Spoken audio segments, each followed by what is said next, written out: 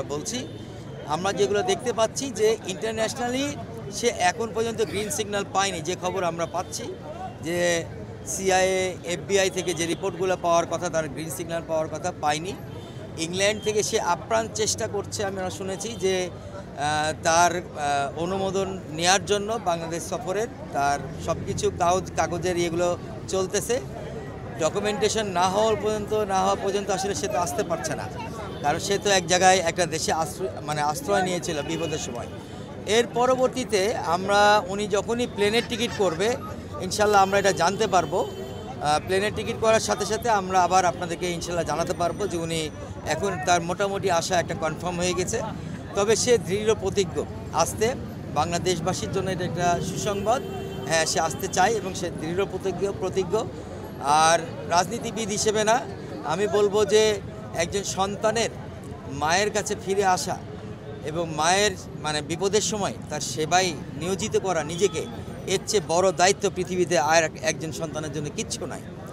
যে সন্তান মায়ের সেবা করতে পারবেন না বা করার ইচ্ছা রাখেন না, তার কাছে জনগণ কখনোই সুষ্ঠু সুন্দরভাবে থাকতে পারবে না, এটা জনগণের বিশ্বাস। তো আমরা যে বিশ্বাস নিয়ে তারেক রহমানকে করি, এবং আমি দেখলাম যে তারেক রহমানের আসার ভীষণ ইচ্ছা আছে এবং উনি প্রবল চেষ্টা চালাচ্ছে, এবং বিদেশে মাটিতে বসে বিএনপি সহ অন্যান্য দলীয় লোকজনও তাকে সাহায্য করছে যে সে যেন অতি দ্রুত বাংলাদেশে ঢুকতে পারে, তার মায়ের কাছে ফিরতে পারে।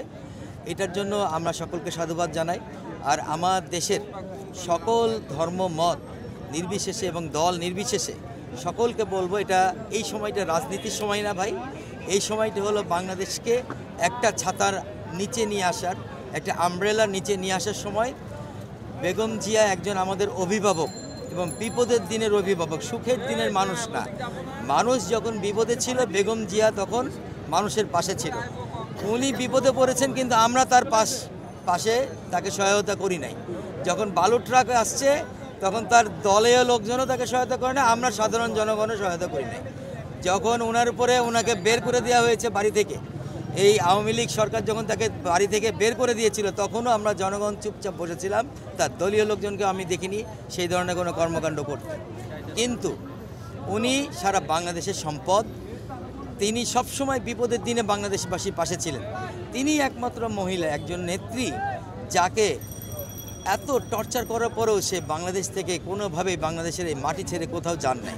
এটার জন্য বাংলাদেশবাসীর সকলে উঠে দাঁড়িয়ে তাকে স্যালুট করতে হবে।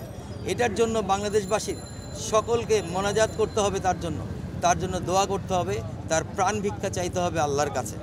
এবং আমাদের এই যে এখন যে ঘোর সংকটময় একটা মুহূর্ত চলছে, রাজনৈতিক সংকটময় মুহূর্ত চলছে, এই সময় এমন একজন অভিভাবকের ছায়া, স্নেহ, উপদেশ, প্রজ্ঞা, এই সবগুলো আমাদের অত্যন্ত প্রয়োজন।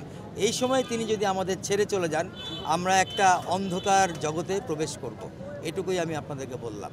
আমরা সবাই ওনার জন্য দোয়া করি, আমরা আসলে করছিও, যে যার জায়গা থেকে দোয়া করছি, মানত করছি, রোজা রাখছি, জায়নামাজে কাঁদছি, এখানে এসে কাঁদছি, বিভিন্ন জায়গায় মানুষ বিভিন্ন মানত করছে। এটা অভাবনীয় একটা দৃশ্য বাংলাদেশের জন্য। আমরা সবার কাছে আবারও দোয়া চাই এবং উনি আশা করছি যে উনি ইনশাল্লাহ উঠে বসবেন, আবার আমাদের মাঝে ফিরে আসবেন, আবার আমাদের সবাইকে ভরসা যোগাবেন, সামনের দিকে এগিয়ে নিয়ে যাবেন। বাংলাদেশ তার হাত ধরে এখনও সামনের দিকে এগিয়ে যেতে চাই। ধন্যবাদ সকল।